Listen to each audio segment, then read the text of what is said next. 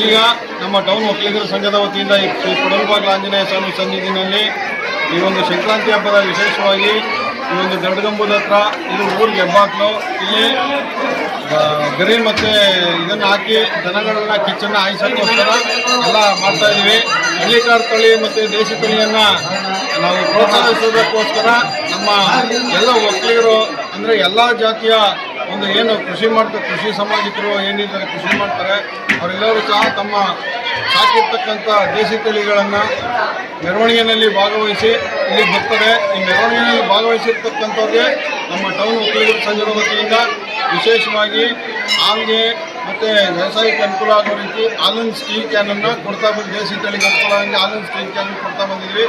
ಈ ಒಂದು ಸಡಗರಕ್ಕೆ ಸಾವಿರಾರು ಜನ ಸಾಕ್ಷೀಭೂತರಾಗಿದ್ದಾರೆ.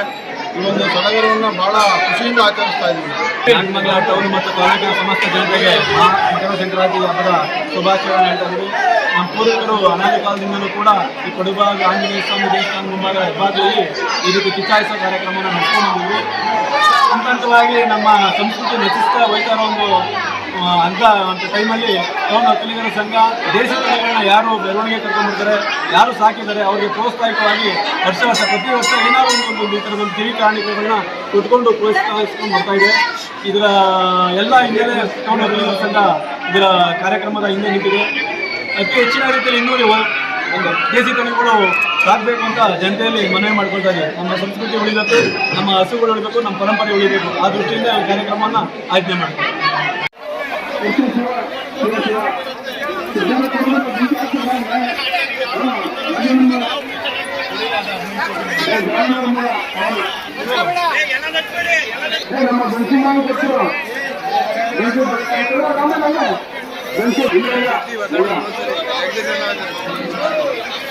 ಇವತ್ತು ಒಂದು ಸುಂದರ